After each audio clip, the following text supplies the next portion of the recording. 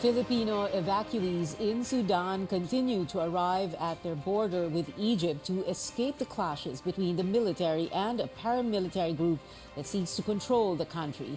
A 72-hour ceasefire brokered by the United States has paved the way for desperate civilians to leave the Northeast African country. Philippine government agencies now racing against time to ensure the safety of all overseas Filipino workers in Sudan in accordance with Malacañang's directives.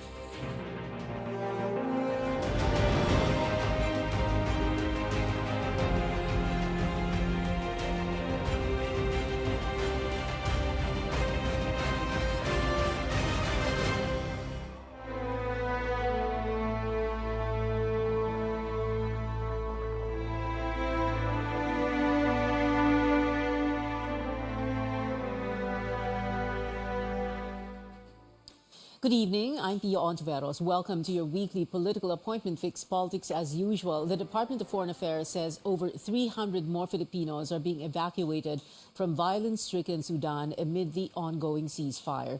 This is in addition to the 50 Filipinos who were evacuated on Tuesday. Let's get the very latest on the Sudan conflict. Joining us now is the Assistant Secretary for Migrant Workers at the Department of Foreign Affairs, Paul Raymond Cortez.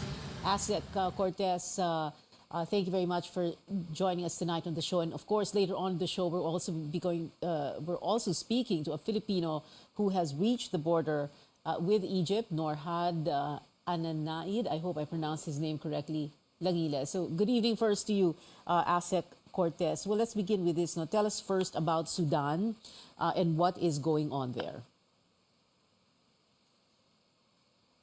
All right. Well, thank you very much, Pia, for having me here. Good evening to all your viewers as well. Well, Sudan is a country in the Horn of Africa. It's the eastern portion of Africa, just south of Egypt and bordering the Red Sea, facing Saudi Arabia. Now, in the past couple of years, Sudan has had a couple of political difficulties, and basically the April 15, 2023 skirmishes revolves around the infighting between the two rival groups in Sudan, the Sudan National Army, the Sudan Armed Forces, and the paramilitary group called the RSF, or the Rapid Support Forces. Now, in 2021, there was a coup, a power grab, which ended the transitional government put in place after the fall of a longtime dictator named Omar al-Bashir. Some in 2019, and since then it had been run by the Sudan Armed Forces under the coup leader, General Abdel Fattah Burhan, as the de facto leader. Now, because of these skirmishes and the rivalry between the two, clashes erupted between the RSF and the SAF in April 15, and this has trapped not only the Filipinos but many other nationals in the country. At the beginning of the crisis, there were only about 268 Filipinos who had registered their presence with the Philippine embassy in Cairo. Let me just backtrack a little bit. We do not have a resident embassy in Khartoum, which is the capital of Sudan. We do have a Philippine embassy in Cairo, which oversees our jurisdiction and our bilateral relations with Sudan. Now, after the skirmishes in April 15, we saw quite a number of Filipinos just registering themselves with the embassy, so that by now we have something like 750 overseas Filipinos in Sudan. Many of them are household service workers. Some are professionals. Many are nurses in the various hospitals there, family members, children, and so forth and so on. And some are even students at a local university in Sudan. And thus far, we've been trying to get them out of harm's way. The only available way so far would be by land from Khartoum, which is in central Sudan, all the way to the Egyptian-Sudanese border, which is about 1,100 kilometers away. So that's about 10, 12 hours travel time in normal times. But because of everybody wanting to flee the capital, Khartoum, and onto Sudan, you're looking at a 24, even 36-hour journey. Well, thank you. That, in a nutshell, is what's happening. Thank you, Asek Cortez, for that very extensive but very, still brief and concise. It's like a History 101 or Sudan 101. And I'm really glad you started off that way because it's so important to understand the context of this conflict and how our Filipino nationals are caught there. I was also going to say that the world is a much smaller place in a way, no, because we're still affected not just because we have nationals in a certain country, but there always seems to be a Filipino community in every single country. Is that correct? Or meron bang bansa na walang Pilipino? Asik Paul? we, we are everywhere. Yeah, we're in the smallest countries. We're in the largest countries, and the Filipino population all over the world is well known. Even not only among the Filipino community, but of course even among the local communities where we have acculturated ourselves in. You said there are about 750 Filipino nationals in Sudan. Of course, this is these are the numbers prior to what is going on there. You said household workers, professionals, nurses, and students even. So meron talagang pumupunta doon to study. What are they taking there? Is that college or is that masters or and itong mga Well, professionals, when you say professionals, what are they? What are they there? many of our students study at an Islamic university there, Arabic studies. Many of our teachers are also there in the various schools in Sudan and in Khartoum. Many of our nurses and healthcare professionals work in the many other hospitals there. It's not a very popular destination among our Filipino overseas community. Most would rather go to the Middle East, particularly in the UAE, in Dubai, in the Kingdom of Saudi Arabia. But every now and then we do have quite a number of people entering countries like Sudan, countries where we think no other Filipino would actually go. In fact, in the other countries in Africa, you have a couple of Filipinos, surprisingly, in places like Burkina Faso, in Nigeria, in Botswana, in Sierra Leone, and all that. Talagang everywhere, no? So, of course, the effort now, ASEC, Cortez, is to extricate our nationals there. The question is, are we doing everything we can for them, or are we coming up short? Because, every day since the ceasefire began, and even before the ceasefire, we see so many reports about Western powers sending in all those airplanes to get their citizens. And tayo, what are we doing to get them all out? Oh, yeah, sure. Out of the 750 I had mentioned who had registered with the Philippine Embassy in Cairo, about less than half, or 350, have signified their intention to be repatriated, meaning they wanted to go back home. Please get us out of Sudan, bring us back to the Philippines, sort of thing. Now, of the 400 others would like to hunker down or stay in Sudan with their families, with their employers, with the companies, and some are dedicated to their work. The nurses are staying back in healthcare professionals are staying back in Sudan. Now, what happened was not only were the Filipinos scrambling to get out, you're looking at the other nationalities as well, the Europeans, the other Asians, and there's a shortage, a lot of supply and demand. There's a shortage now of buses that would transport nationals fleeing the capital towards the border or even in Port Sudan. And because you see the number of buses made available becoming less and less, of course, the prices would become much higher. But luckily, we were able to secure 8 buses that would bus our nationals from Khartoum all the way to the border. We begin with batch, let's call them batch 0, a batch of 21 families, their children and friends who left Khartoum about Monday afternoon, Manila time. They had just recently crossed the border after quite a trek. And are now with our embassy local hire in the Egyptian side of the Egyptian Sudanese border. Now, batch one is the first batch of Filipinos who are traveling by bus, which the Philippine government had leased to bring them from Khartoum all the way to the border. And they are now at the border awaiting their clearances to enter Egypt. Now, it's quite difficult because not only are you looking at the Filipinos trying to enter Egypt, the rest of the other nationals are scrambling to get in as well. Now, many of our nationals do not have visas, and we do need visas to enter Egypt. So what our embassy in Cairo had done was to make arrangements and write the foreign ministry of Egypt to allow these Filipinos to enter or have their visas just issued at the border upon entry.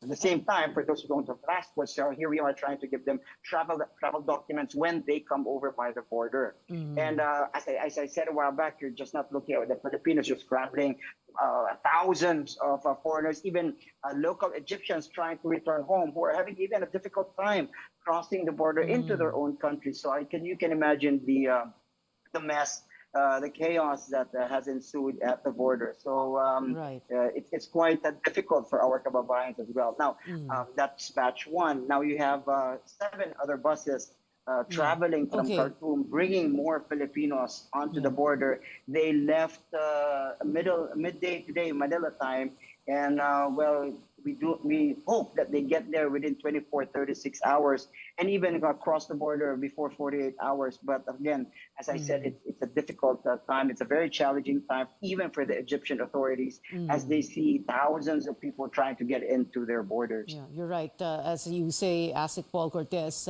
very difficult, very challenging time. We can all imagine the exodus from Sudan, and then syempre, para bang nagkaka-bottleneck doon sa border, and therefore talagang we should expect delays. But anyway, ASIC Cortez, you're going to be staying with us on the show. In the second portion of the show, I'm going to be speaking to a Filipino national who's just trying to get into Egypt, if I'm not mistaken. We'll be back after a quick break. ASIC Paul Cortez is from the DFA is with us. We'll be right back.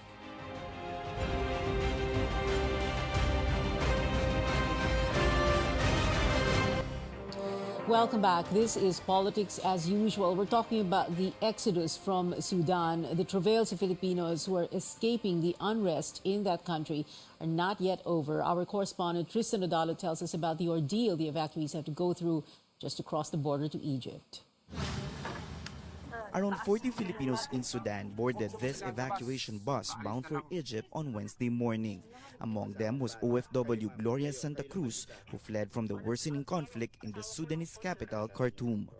Kami po lahat, lalo na po yun, tignan niyo po sa maraming mga bata, may sanggol pa po.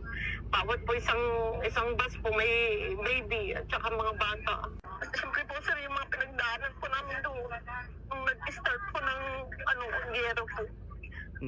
Na-traumatize? Tapos yung takot, opo, lalo yung sa checkpoint, kasi po mga sundalo. Gloria was unsure how long their travel would take or what fate awaited them before they reached the Egyptian border. As it turned out, it was at the border where they encountered problems. Sabi may nag-aabang po doon, wala naman po palang ng staff ng embassy. Gloria appealed to Philippine authorities to do something about their dire situation. Agaran po yung pag-rescue po nila sa yung sinabi nilang may staff po na amin doon sa may sa Alpa para po kasi marami na po kasing doon Filipino doon na ilang araw din silang na-stack up doon Wala pa po kaming pagkain, wala po kaming tubig. Hanggang ngayon po ay wala po kaming maayos na tulog. Hanip also took to social media to report the seeming lack of assistance from the Philippine government. In a statement, Foreign Affairs Undersecretary Eduardo De Vega said they were able to rent 7 buses to evacuate Filipinos from the conflict zone. De Vega says the evacuation is being bogged down by the lengthy process at the Egyptian border. The DFA official also reported that Philippine Ambassador to Egypt Ezedin Tago and Vice Consul Boher Kapati figured in a car accident on their way to the border to help the stranded Filipinos. No Filipino casualties have been reported from the Sudan conflict so far. Tristan Odalo, CNN Philippines. And one such Filipino national who is in need of help is Norhad Ananais Langiles. He is a student. He is at the border of Egypt and Sudan. Right now, it is, kung hindi ako nagkakamali, 2 o'clock in the afternoon in Sudan. Norhad, good evening to you.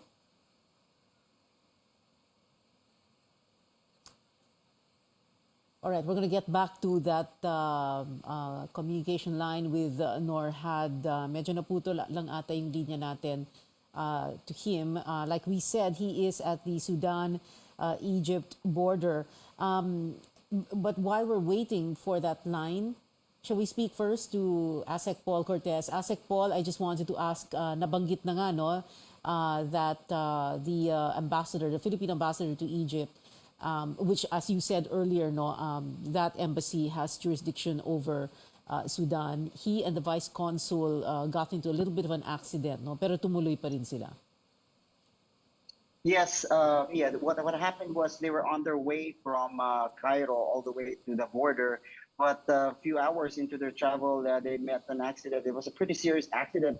The car turned turtle.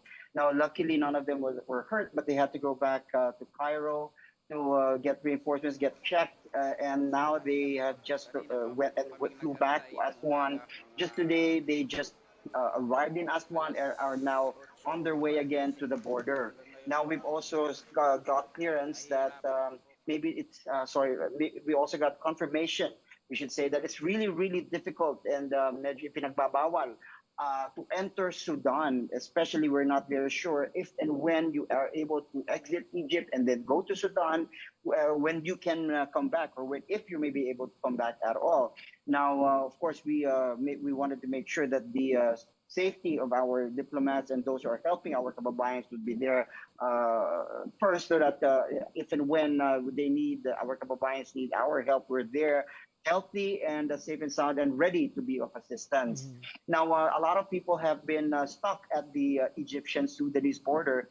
As I mentioned a while back, it's because of the difficult and lengthy and even tedious clearing process that Egypt takes before letting people come in. And of course, the Egyptians are trying to rectify that. We've already spoken. Our ambassador, Tago, had spoken already with the Egyptian Foreign Ministry to allow our people to just enter, of course, in a quicker manner. We do understand, though, that Egypt is also coming up with a challenge as well, because not just the Filipinos are trying to enter, but everybody else. That's and right. So, hopefully, yeah. Hindi lang, like you said, no, hindi lang Filipino nationals, all kinds of foreign nationals trying to enter. And I guess, and help us with that perspective, ASEC Paul, because I can imagine that if you share a border with a country that has, earlier you described it as political difficulties, or a little bit more than that, you know, we have the conflict going on. I guess they are mas mataas ang tension and pressure levels right now in Egypt, because I suppose they don't want a spillover, right? Or, syempre, ka-border na nila yung Sudan, hindi ba? Yeah, definitely. If I were Egypt, yung medyo, siyempre, bantay sarado yung border natin. Now, a lot of people also don't realize, if you have a border between two countries, it's not just one bakod. It's not like, what we have here sa mga bahay-bahay natin. Borders are a big place to be, so that there's one side of the border and another side of the border, and let's say something like a buffer zone in between. Now, our people are waiting on the Egyptian side. As I said, our embassy personnel already is with 21 who have successfully crossed over to the Egyptian side, and we're still waiting for the 50. Now, meanwhile, the 50, well, sadly, they said they're very hungry, walang makain, but rest assured that once they cross the border, we will be there to feed you. We will be there to give you what's necessary. It's just very difficult at this point for us to cross the border, give you food, and then go back, and something that isn't possible. So I guess in times like these, in times of war, it's really very, very difficult to make things work. But rest assured that at the other side, the Philippines is there waiting for you. Yeah, okay. And I like how you described it, what a border looks like. You have dalawang bakod, from the country you are exiting from and the country you wish to enter. And therefore, for you to leave that country, para bang kung dumaan tayo ng paliparan, airport, may exit visa ka, kumbaga. At para pumasok ka doon sa isa pang country, kailangan may entry visa ka. And that is what is also a challenge at the moment. Yes, tandaan natin, we need visas to enter Egypt. So nakiusap na nga tayo na ipabilis or ipa-quicken yung process na yan. But again, we're contending with very few personnel from other ends, and well, it's tough to say. Let's stretch our patience a little bit more because we're not there. I'm not there, and I don't want to seem insensitive, but we assure you that our people are at the other side of the border waiting for you, and that we will give you whatever it is you need once you're able to cross the border. And that assurance, of course, also that the Philippine ambassador to Egypt, Ambassador Tago, who is your batchmate, by the way, is going to do everything within his power. All right, Asik Paul, just stand by. We need to take a very quick break. When we come back, we hope to be able to speak to that Filipino national who is at the Sudanese-Egyptian border, Norhad Ananais Langiles. He's a student. More from our guests when we return. This is Politics as Usual.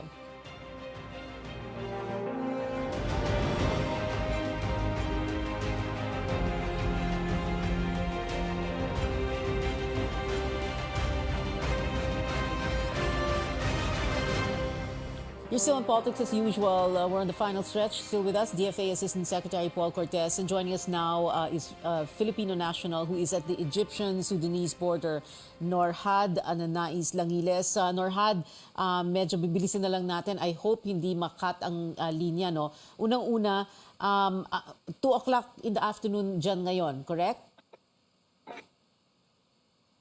Yes, ma'am. 2:23. 2:23 in the afternoon. Okay. And you have been there.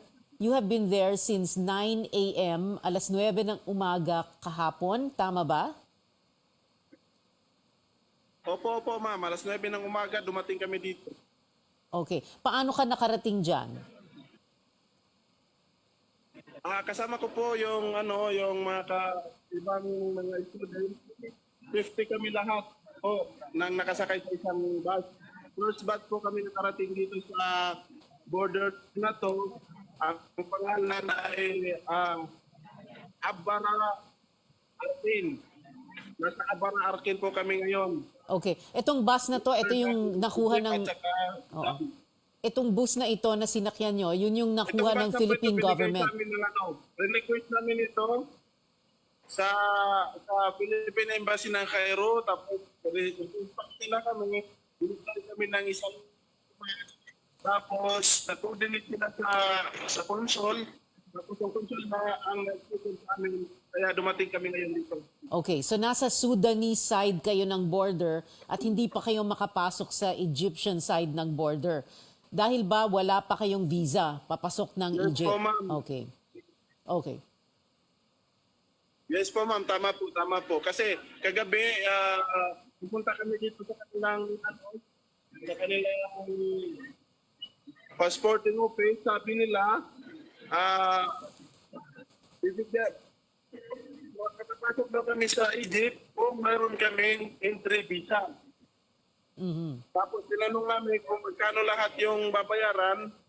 Medyo mahal pa, hindi namin kaya. Wala kaming dalang pera, wala lahat. Wala kami. Okay. Mayroong mga benta dito pagkain pero hindi kami makabili kasi wala nga kaming pera. Okay, so wala rin kayong food and water na dala? Wala kayong baon? May mga pera kami, ma'am, kaunti sa bahay pero hindi na namin talaga sinayang kunin kasi may bakbakan na talaga doon. Okay. Yung iba nga ako, yung iba kong gamit, almost yung itong damit ko lang at saka yung gamit ko nadala ko. Okay. Norhad, sandali lang, no? Kasi nasa kabilang linya si Assistant Secretary Paul Cortez ng DFA. At ang sinasabi niya ay, Paul, that the Philippine Embassy in Cairo is working or did already coordinate para makakuha ng entry visa ang mga Pilipinong national. Naka-mute ka ata, Paul. Paul, you're muted. Okay. Sorry. Yes, Pia, nakausap na po ni Ambassador Tago ang Ministry of Foreign Affairs at Egyptian Foreign Minister tungkol sa kalagayan ng ating mga kababayan nag-aabang at nag-aantay ng mga entry visa para makapasok ng Egypt. Nasabi na rin po namin na nag-aantay po sila ng matagal na, kung kaya sabi naman po ng Minister ng Egypt, talagang tinawagan na po niya ang mga border guards. So hopefully in the next few hours, talagang mabigyan na itong mga kababayan natin. Itong mga bus po, hindi lang po iisa, pero may 7 pa pa na Philippine embassy buses na umalis nung isang kaninang hapon dyan sa Sudan ay darating siguro within 24 to 36 hours. So hopefully by then mas alam na at mas kabisado na po ng Egyptian border kung ano ang kailangan gawin. It's syempre first time po nilang gawin to dahil talagang kailangan naman ng visa. So that kung doon kailangan niyo pupunta from Sudan to Egypt, all you needed to do was go to the Egyptian embassy in Khartoum and apply for a visa. Pero syempre ngayon na dahil nga ho sa gera, talagang takbuhan lahat sa border. Well, what Kaya, about yes. Ang sinasabi naman ni Norhad, for example, ASIC Paul, no, food and water, they didn't bring enough money and then food is expensive there. I know you're going to say that, well, you have people waiting on the other side. So, paano ba?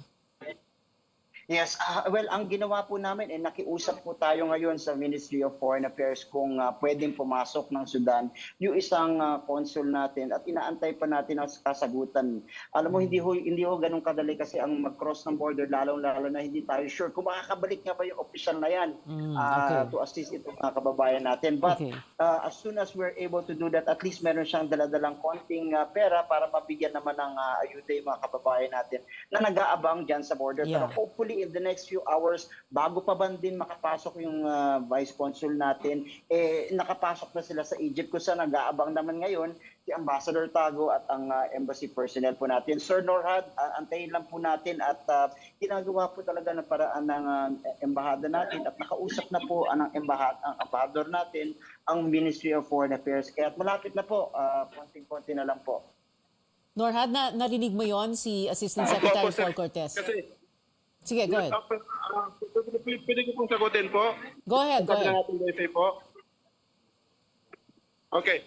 Sir, sino ba to? Si Sir... Assistant Secretary Paul Cortez, dito sa Manila. Okay, sir. Ano yan?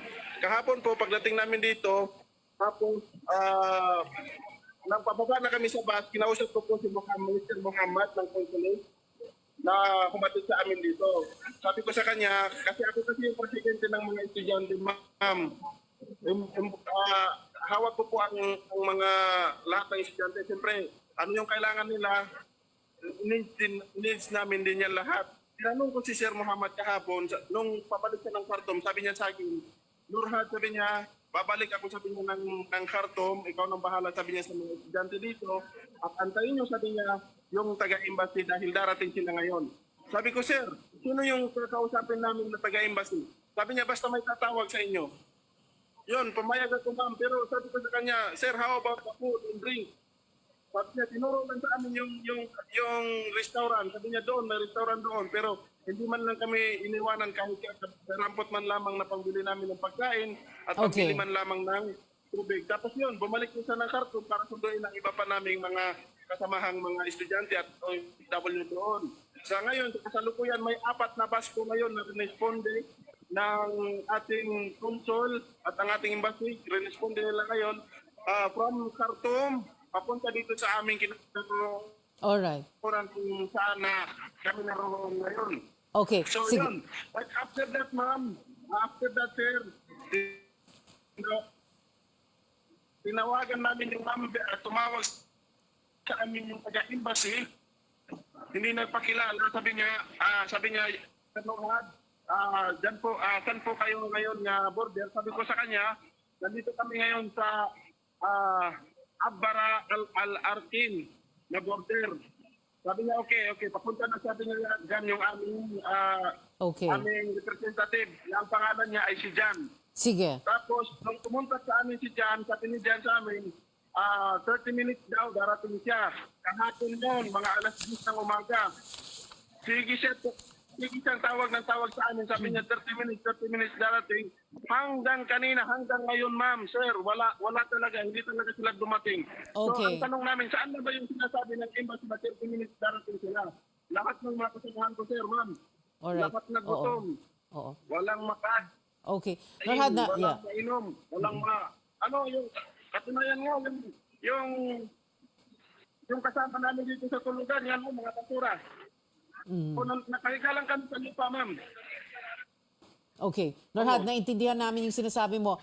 But we only have... Kaya nga, kung pwede lang, ma'am, please lang, sana sana ma-entertain man lang kami ng madalian kasi Okay. 24 hours na sobra kami walang mabuting kain. All right. We need to end the show, pero Asik Paul, I'll give you about 20 to 30 seconds to respond because we are medyo nag-overtime na tayo. Asik Paul. Yes, Pia.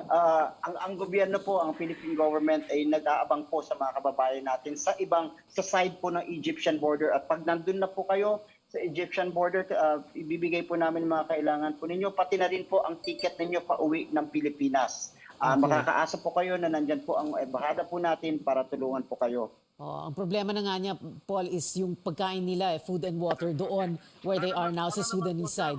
Oo. Kaya naman po sir, madali dumating yung tulong nyo kasi yung mga kasama namin dito, may mga buntis pa naman. Okay. Parang sige. Hindi kami nakakain pa. Okay, Norhad, kanina sinabi na nga ni Assistant Secretary Paul na hopefully just a little more patience para makatawid na kayo ng border. Yun ang limitations daw nila ngayon. But anyway, Norhad, I hope matapos na itong kalbaryo ninyo, itong exodus kung tawagin, I really do hope that you will get to safety as soon as possible and that you will have that assistance that you need kahit doon sana sa Sudanese side ng border. Maraming salamat sa inyo. Norhad Langiles, maraming salamat and mag-ingat kayo dyan. And Assistant Secretary Paul Cortez, thank you very much for joining us on the show tonight. And thank you for speaking to Norhad live on the show also to reassure him. Maraming salamat po. We've been told before, don't talk politics at the dinner table or the family reunion or in vibrant groups and risk warfare, digital or otherwise. But we can talk about it here at this table on this show, your weekly political appointment fix, politics as usual. I'm Pia Hontiveros. See you back here next Wednesday, 8 p.m.